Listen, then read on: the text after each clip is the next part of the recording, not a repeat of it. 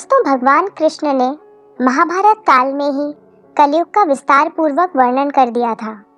कलयुग में लोग कैसे होंगे, जीवन कैसे व्यतीत होगा, लोगों का व्यवहार एक दूसरे के प्रति कैसा होगा, यह सब उस काल में ही बताया जा चुका था। यहाँ हम प्रस्तुत करेंगे भगवान कृष्ण द्वारा कलयुग के बारे में बताई गई 5 कड़वी बातें, जो आज 100% सच हो रही हैं। महाभारत काल में पांचों पांडवों के मन में कलयुग के बारे में जानने की जिज्ञासा थी। उन्होंने एक बार भगवान कृष्ण से पूछा कि कलयुग में मनुष्य कैसा होगा, लोगों के विचार कैसे होंगे और मोक्ष प्राप्ति कैसे होगी। ये प्रश्न सुनकर भगवान कृष्ण ने पांचों पांडवों को वन में जाने के लिए कहा और यह भी कहा कि जो कुछ भी तुम वहां देखो, मुझे विस्तार में आकर बताना। पांचों भाई वन में जाकर वापस आए और भगवान कृष्ण को क्या बताते हैं, चलिए जानते हैं। युधिष्ठिर महाराज ने एक 2 सूंड वाले हाथी को देखा और वो बहुत आश्चर्यचकित हो गए।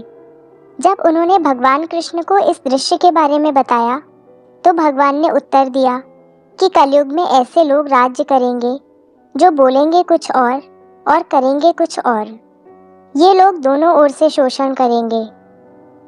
भीम ने देखा एक गाय को जो अपने बच्चे को इतना चाट रही थी कि बच्चे का रक्त निकल आया। भीम यह देखकर दंग रह गए और भगवान कृष्ण से इसका अर्थ पूछा। कृष्ण ने बताया कि कलयुग का मनुष्य अपने बच्चों से इतना आसक्त होगा कि ऐसी ममता के कारण बच्चों का विकास ही रुक जाएगा।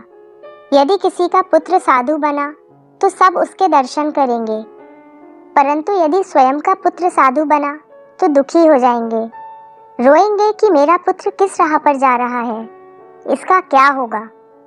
कलयुग में लोग बच्चों को मोह माया और परिवार में ही बांध कर रखेंगे और उसका जीवन वहीं नष्ट हो जाएगा।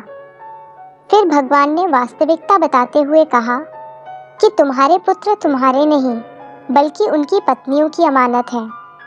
पुत्रियां उनके पतियों की अमानत हैं। यह शरीर मृत्यु की अमानत है और आत्मा परमात्मा की अमानत है। अर्जुन ने देखा एक पक्षी जिसके पंख पर वेद की ऋचाई लिखी हुई थी, परंतु वो एक मनुष्य का मांस खा रहा था। यह देखकर अर्जुन हैरान हो गए।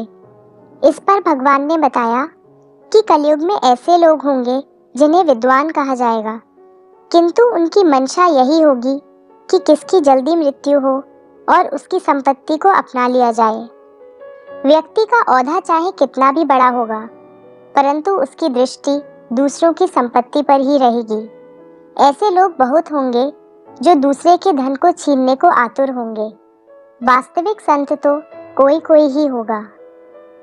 नकुल ने देखा कि एक भारी चट्टान पर्वत से गिरी और बड़े से बड़े वृक्ष भी उसे नहीं रोक पाए, परंतु एक छोटे से पौधे से टकराकर वह चट्टान वहीं रुक गई।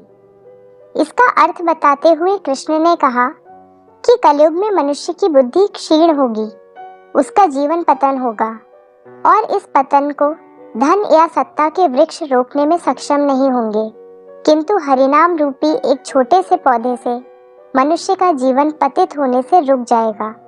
हरि कीर्तन से मनुष्य की बुद्धि प्रबल होगी। सहदेव ने वन में अनेकों कुएं देखे, जिनमें से केवल बीच का कुआं खाली था, जो कि सबसे गहरा था। कृष्ण ने इसका अर्थ बताया कि कलयुग में धनी व्यक्ति अपने शौक के लिए पुत्री विवाह में, उत्सवों में, बहुतायत में धन खर्च करेंगे, परंतु यदि किसी भूखे को देखेंगे तो उसकी सहायता करने में किसी को कोई रुचि नहीं होगी। इंद्रियों की संतुष्टि, मदिरापान, मांस भक्षण और व्यसन में धन खर्च किया जाएगा। जो लोग ऐसी आदतों से दूर होंगे, उन पर कलयुग का नहीं बल्कि परमात्मा का प्रभाव होगा। तो दोस्तों, ये है कलयुग के 5 कड़वे सत्य जो भगवान कृष्ण द्वारा बताए गए थे और आज सच भी हो रहे हैं।